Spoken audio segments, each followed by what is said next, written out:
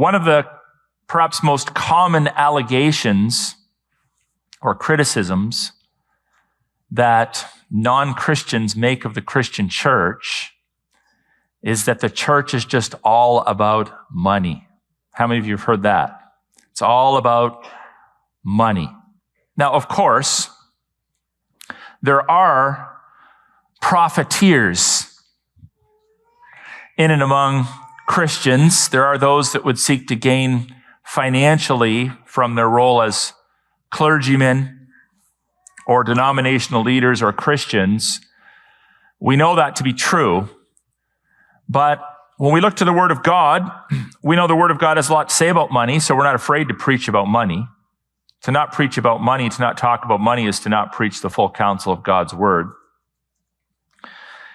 And yet, as we consider the broader culture within which we're in, it seems to me that while there are religious profiteers in the church and even churches that, for some crazy reason, have become compromised because they take government funds, the fact is that as I listen to people outside the church, they seem to be a whole lot more about money than almost any Christian I know. Politicians are constantly making decisions based upon money. Businesses make decisions based upon money. The world talks a lot about money. They talk a whole lot more about money and focus a whole lot more on money than the worst Christian church I've ever been in. And today we want to look at Acts chapter 19, verses 21 through 41, and expose some individuals, we'll call them charlatans, who are seeking to profit off of religion. You'll remember that last week I told you we're going to do a two-part series on Acts 19. Last week we talked about charlatans who arise from within the religious community. Today we're going to talk about those that would capitalize upon their association with religion for financial gain and extract some important lessons that I think are very, very timely given the circumstances we find ourselves in the present. So join me in Acts chapter 19, verses 21 through 41. The passage begins as such. Now, after these events, Paul resolved in the Spirit to pass through Macedonia and Achaia and to go to Jerusalem, saying, after I have been there, I must also see Rome. And having sent into Macedonia two of his helpers, Timothy and Erastus, he himself stayed in Asia for a while. These two verses simply serve as a geographical point of interest for us. It orients us to Paul's missionary journeys. It's not specifically relevant to our sermon this morning, but one thing that I appreciate about Paul, which we see time and time again, is despite the fact that he was an incredible minister of the gospel, and that he wasn't afraid to acknowledge there was a hierarchy among early missionaries, this older man was actively involved in training younger men and releasing them without breathing down their neck to do the work of the ministry. And we can appreciate that about him, and perhaps that'll come up at some point later in our study of the book of Acts. But what I would like us to focus primarily on is upon what we read in verses 23 and following. And there we're going to learn the following fact, that faithful gospel proclamation will put you at risk, because faithful gospel proclamation puts charlatans at risk. When you faithfully proclaim the gospel of Jesus Christ, you will step on some toes. And when you proclaim the gospel of Jesus Christ, and specifically stand in the way of those that would profit wrongly off religion, expect to be attacked.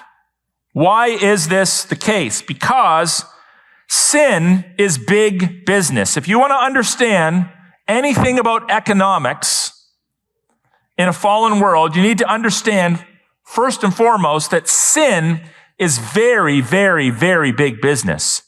And the gospel of Jesus Christ confronts sin head on. So when you preach the gospel of Jesus Christ, yes, you're seeking to lead people to the Lord Jesus Christ, but you're also shaping and reshaping culture. You're confronting the way people act. You're confronting the way people spend. Sin is very big business, and faithful proclamation is going to put you in the crosshairs of charlatans. Faithful proclamation must, by necessity, confront those that would profit off of sin. And we have a classic example of this, which has repeated itself time and time again throughout history, beginning with verse 23. About that time, there arose no little disturbance concerning the way. You'll know that that is one of the early definitions or titles applied to what we now call Christianity. For a man named Demetrius, a silversmith, who made silver shrines of Artemis, brought no little business to the craftsmen. So we have an individual identified for us by name who had a business making silver idols so that the people in Ephesus could worship the Greek god Artemis, who's sometimes also known as Diana. It's considered a female goddess. So instead of being converted and repenting of his ways and putting aside his idolatry, he hatches a plan. These he gathered together with the workmen in similar trades and said, "Men, you know that from this business we have our wealth. And you see and hear that not only in Ephesus, but in almost all of Asia, this Paul has persuaded and turned away a great many people, saying that gods made with their hands are not gods." Gasp. Can you believe it? It's confronting idolatry. And there is danger not only that this trade of ours may come into disrepute, might be spoken of negatively, in other words, but also, and this is where he starts to really schmooze, that the temple of the great goddess Artemis may be counted as nothing, and that she may even be deposed from her magnificence, as if he really cared. She whom all Asia and the world worship. Bit of exaggeration there, wouldn't you say? So Paul is faithfully preaching the gospel. Many others are faithfully preaching the gospel. Paul had released others to do so.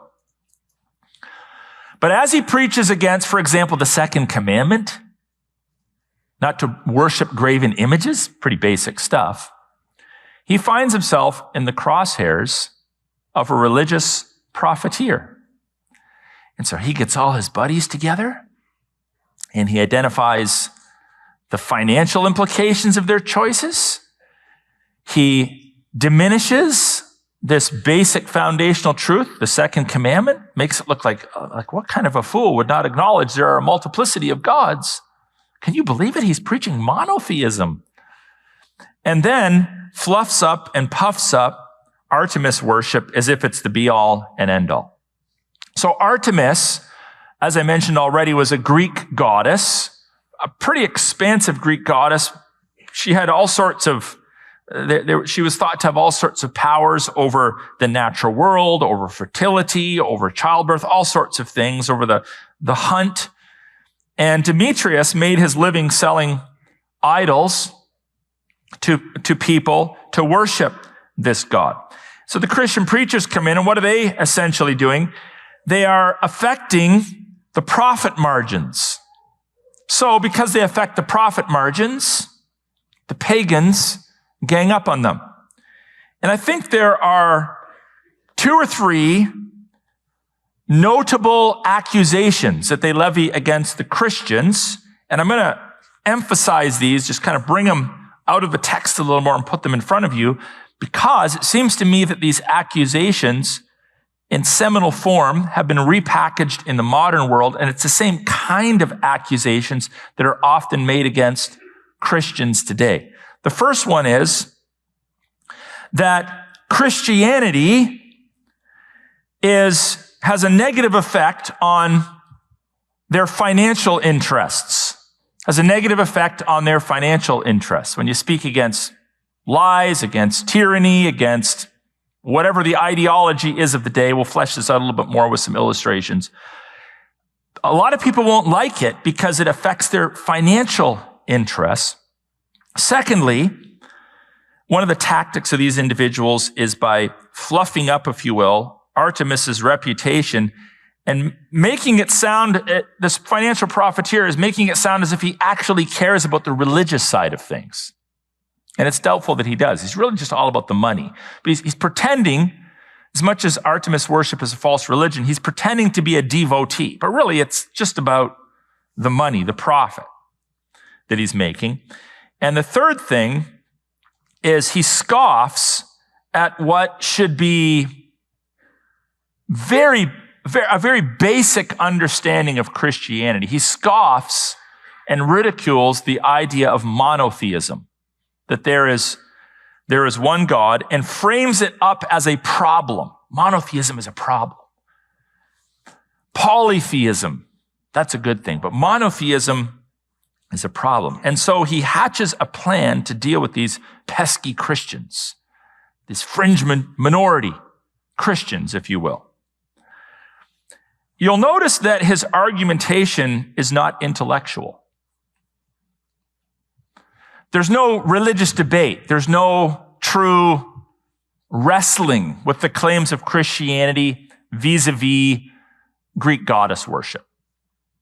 It's rather an emotional, irrational, guttural response. It's a response based on anger. It's not like, hey guys, you know what? Did you hear what these Christians are doing?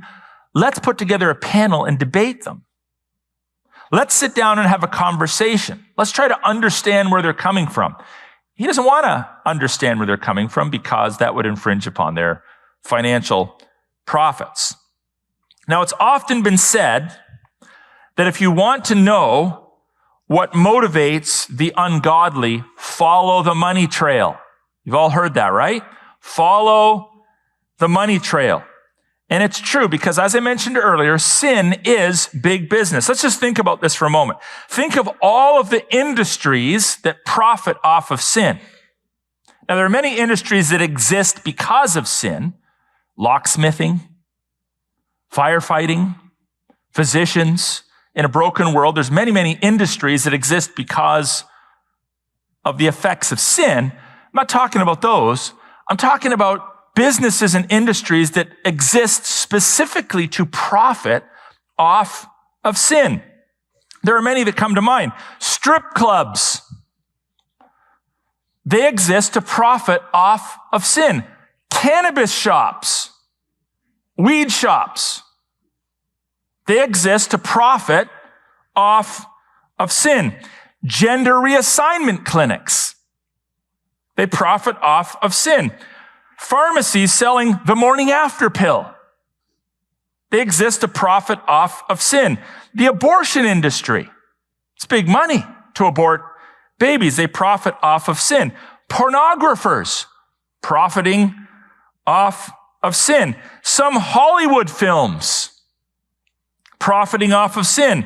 Gambling establishments profiting off of sin. Even much of modern Western education, through which teachers and educators and professors peddle destructive worldviews, they're profiting off of sin. You're paying tuition and they're profiting off of sin. And we could go on and on and on and on. So imagine that you were actually so bold as a Christian to confront some of these industries.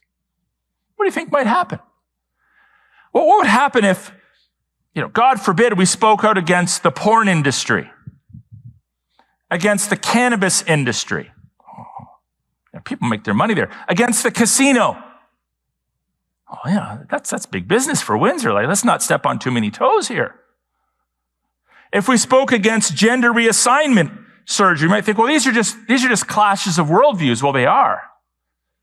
But you're also stepping on people's desire to profiteer off of these businesses financially.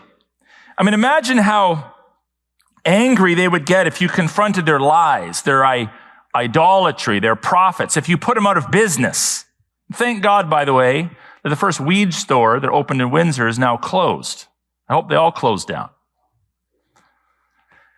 But imagine if you actually start to speak out against these things. You want to upset a sinner, reduce their profits that they're making off of sin, and you're going to be in for some trouble. Now, one of the most notable, disgusting, sinful industries in our current culture is the so-called sexual orientation and gender identity, SOGI industry. We often talk about the disgusting nature of chopping parts off of children or hormone treatments, but have you thought about the financial implications of the SOGI industry? This week I watched a video of an interview between an investment banker and Tucker Carlson. And this individual in the United States revealed that the current economic profit, if you will, the value of the industry for the SOGI industry is currently in the United States estimated to be $2.93 billion. And by 2030, as more people go and get parts chopped off, is supposed to rise to a whopping 7.5 billion US dollars. Now you start speaking out against child mutilation. You're not just speaking out against surgeries, you're speaking out against profit margins. There's big money to be made off of these sorts of things. And do you really think for a moment that these fiends are going to just fade into the woodwork when they're profiting off of confused people? Do you really think they're not going to influence what's taught in our universities and schools and what comes out of the mouths of our politicians? Like, are we really that naive not to think that there's connections between those that profit off these industries and those we elect into office to supposedly represent us? The fact of the matter is this: if you're going to be a faithful Christian in 2023, there are a whole boatload of Demetriuses that are going to come after you. You need to brace yourself for that. Now, of course, God's economic plans always work. This is the crazy thing. If the social order would simply submit itself to God's economic plans, everyone would profit and it would be a much, much better world. But humanity is innately selfish. And instead of following God's financial plans, they, concoct their own. I would encourage you, by the way, as a Christian, most of us probably took financial courses or economic courses in our educational processes, or at least we have some notion of how economies are supposed to work because we're listening to politicians. I would encourage you, if you've never done so, to study biblical economics, because they actually work, surprise, surprise. Giving, saving, spending, not going into debt, gathering money for future generations. These basic economic principles actually work. They actually stabilize a society and a culture. We need to think about these things so we have a proper understanding of biblical economics. But typical of evildoers, then and now, when they're confronted with their immorality, they try to take the high moral ground. Have you noticed this? It's this tactic. When you confront the evildoer, instead of repenting, they try to position themselves above you and take the moral high ground. Think of a battlefield. And armies are fighting, and there's a hill in the middle of the battlefield. Well, both armies want to get to the top of the hill so they can position themselves to shoot down and have victory over their opponents. That's what we call the high ground in warfare. When I say the moral high ground, what I'm saying is that evildoers often will do that. They'll try to position themselves above you. They'll pontificate down to you. They will actually recreate and redefine your moral language to make you look like the bad guy. And so here we have a classic example of that where they come together. It's like, oh, can you believe these Christians? They're actually teaching there's one God. They're infringing upon our financial profits. So as we study this a little bit further, what I think would be of benefit to us is to think a little bit more about the tactics of evildoers. So when we are preaching the gospel, it's important for us to know the tactics of our opponents. And the interesting thing is they don't really change from generation to generation. They're actually pretty predictable. They're not very original. And the same basic tactics that are employed by Demetrius and his buddies continue to be employed against faithful preachers of the gospel today. When they heard this, they were enraged and were crying out, "Great is Artemis of the Ephesians." So that the city was filled with confusion, and they rushed together into the theater, dragging with them Gaius and Aristarchus, Macedonians who were Paul's companions in travel. But when Paul wished to go in among their crowd, the disciples would not let him. And even some of the Asiarchs, who were friends of his, sent to him and were urging him not to venture into the theater. Now some cried out one thing, some another, for the assembly was in confusion. Note that word, confusion. And most of them did not know why they had come together. What? So you're literally part of a riot and you're not even sure why you're part of a riot? Some of the crowd prompted Alexander, whom the Jews had put forward, and Alexander, motioning with his hand, wanted to make a defense to the crowd.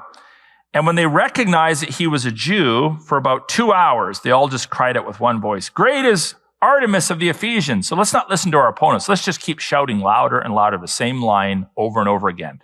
In other words, if we can breed irrationality, if we can breed confusion, if we can breed chaos, if we can just get people all emotionally worked up, we'll win. So tactic number one, rile up the crowds. Convince people that Christians are bad. They're destructive. They're bad for you. They're bad for culture. They're bad. They're bad. They're bad. They just keep saying that over and over again. Or in the modern world, they're hateful. They're far right. They're extremists. They're ultra conservative. Just rile up the crowds. Don't actually have a meaningful discussion about anything. So confusion to the point, what are we even talking about now? What is the issue on the table? Just pile on all sorts of issues. Sow confusion. Shout so loud that your opponents cannot be heard. Look at our current culture. You protest. You're trying to protest, and now it's commonplace for there to always be counter-protesters. So nobody really even has an opportunity to meaningfully share their views because there's always counter-protesters trying to shout in your face, shout you down, silence you. And then just say the same thing over and over again, whether it has any meaningful, thoughtful logic to it. Just keep saying the same thing over and over again. Just keep repeating the same lines. Great is Artemis of the Ephesians. Just keep saying it over and over again. If you say it long enough, even though there's no substance to it, maybe people actually believe it. Right? So you see the tactics? Does this sound familiar to you? The same kind of thing takes place and is taking place in all the woke cultural wars of our day. People aren't having meaningful conversations. They're yelling past each other. Accusations are flying.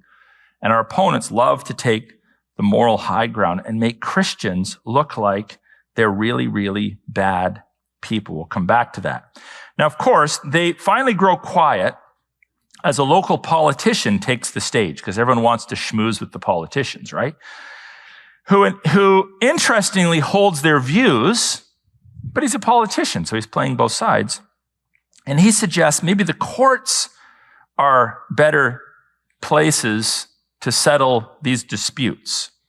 And when the town clerk had quieted the crowd, the Bible says, he said, "Men of Ephesus, who is there who does not know that the city of the Ephesians is temple keeper of the great Artemis and of the sacred stone that fell from the sky?" It's like, who among us doesn't acknowledge that Artemis is the goddess of all goddesses? So he's trying to play both sides. He's acknowledging the falsehood of their religion. Seeing then that these things cannot be denied, you ought to be quiet and do nothing rash. For you have brought these men here who are neither sacrilegious nor blasphemers of our goddess. If therefore Demetrius and the craftsmen with him have a complaint against anyone, the courts are open and there are proconsuls. Let them bring charges against one another But if you seek anything further, it shall be settled in the regular assembly. For we really are in danger of being charged with rioting today, since there is no cause that we can give to justify this commotion. And when he had said these things, he dismissed the assembly. So this is both good and bad, because the politician doesn't correct the falsehood, but at least he brings a bit of a truce, and God obviously uses him so these Christians live to preach another day, right? So we can ultimately trust in the Lord to vindicate us, even in the midst of a seemingly impossible situation, in the midst of all this commotion. God, through this slick politician, the town clerk as he's called, allows them to preach another day. So here are three take-homes, which I've already stated in different ways, but I want to reiterate to you three take-homes for you to consider. The first one is, be aware, be awake, if you will, of those who would make their living from falsehood, which, newsflash, is almost everyone outside of the Christian church in some way, shape, or form. And certainly almost everyone in high office and almost everyone who's paid in some way, shape, or form by government bureaucrats. Okay? So you just need to be aware of that. We officially are a Christian nation. It's still all written all through our literature and our constitution and our parliament buildings. But the de facto reality is we're an anti-Christian nation. And when we preach the truth against the lies, there's going to be a lot of pushback. There's going to be plenty of venom spit at us. This also explains, by the way, have you noticed this? Let's take Soji again. Sexual orientation, gender identity discussions. Have you noticed that when you're maybe standing in the backyard and just talking to Joe Blow, your neighbor, that the vast majority of people don't even agree with this? They think it's ridiculous. They think it's nonsense. In fact, if you talk to 100 Canadians, probably 95+% of them say, yeah, we kind of agree with you. Very, very few speak out against it. So it's like, why then are these ideologies dominating our society when anecdotally it seems that most people think it's nonsense? Because the people with the power are profiting off of these ideologies. They're profiting off of it. And they're the ones with the microphones. They're the ones that are in charge of legislation. They're the ones running our universities or in high offices over various public institutions. And it's because the average person sees it as nonsense, but the elite are making money off of these things. Secondly, expect them to attack you and seek to destroy you. There's very, very, very little interest in disputing the issues. Even during the last few years, I wrote some letters to health officials asking for evidence on some of the mandates. They never respond. They never respond. You don't want to have a conversation? Like if you feel you're in the right, why don't you inform me? But you're just met with silence. You might put up your hand in a university class. Maybe your professor is barking on about Marxism. Okay, I want to defend that. You better be quiet. This is not a safe environment. It's not a safe place for that kind of discussion. People might feel unsafe. See, they're taking the moral high ground. You call people to conform to God's creational norms. You're a hater. You're hateful. Okay, what does that mean? You're phobic. And when they repeat those things over and over again, you might even start to believe them. Oh, I don't want to be called phobic. I don't want to be called hateful. You know, I recall when I was in my youth that there was times when the public debates would be established. So like a Christian apologist would go to the University of Western Ontario and they'd advertise it. You know, Dr. So-and-so is going to debate Dr. So-and-so, the atheist. That doesn't seem to happen much anymore, does it? There's no meaningful debate. There's no dialogue. There's no opportunity for public verbal sparring on these issues. As soon as you preach the truth, as soon as you confront the lies, you're a far-right extremist when you confront the heathen agenda. So this week, mildly humorous, but also mildly irritating, someone pointed out that if you go to Wikipedia, you can do this after the sermon, preferably, and you punch in Christian nationalism. Ooh, that's a bad word. Christian nationalism. And you scroll down through the Wikipedia's descriptions of Christian nationalism, which are largely inadequate. You'll come to Christian nationalism in Canada. And if you read through the section on Canada, it says, groups like the Liberty Coalition Canada and some pastors and that spoke out against lockdowns are Christian nationalists. And it calls them ultra-conservative views. They're holding ultra-conservative views.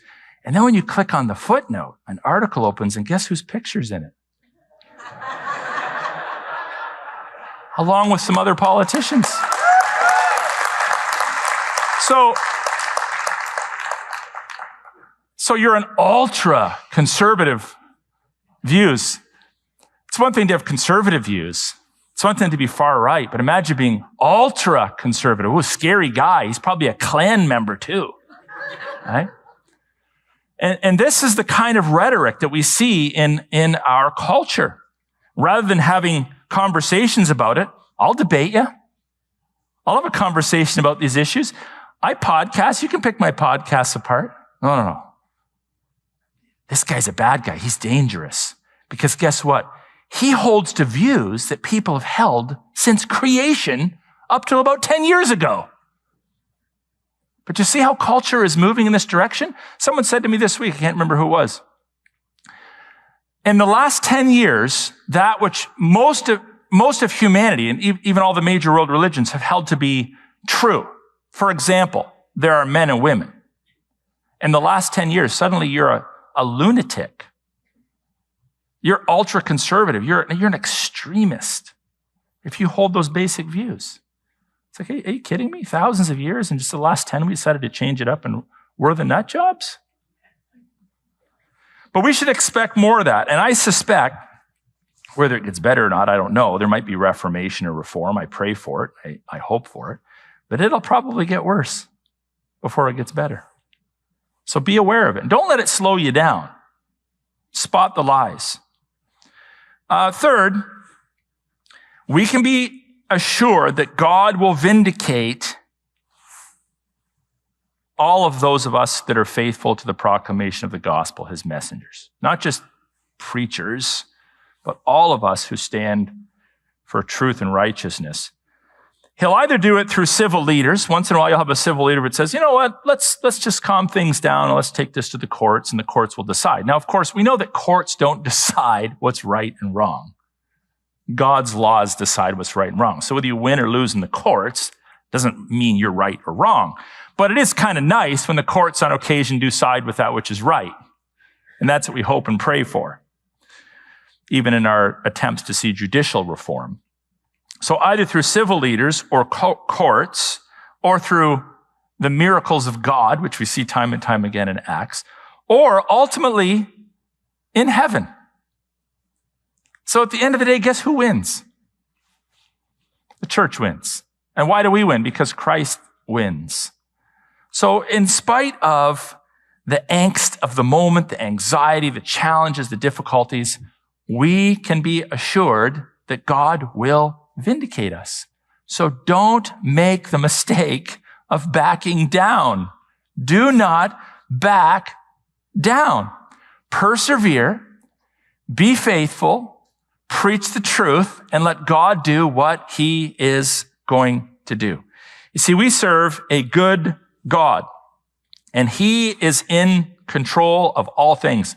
And so we neither need to fear nor tolerate charlatans. We don't need to fear them. Don't let them silence you. Nor do we need to tolerate them.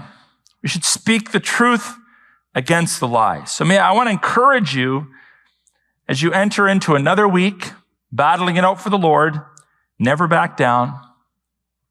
Preach the truth, and then let God do what only God can do. All right? So may this galvanize us and encourage us in our faith.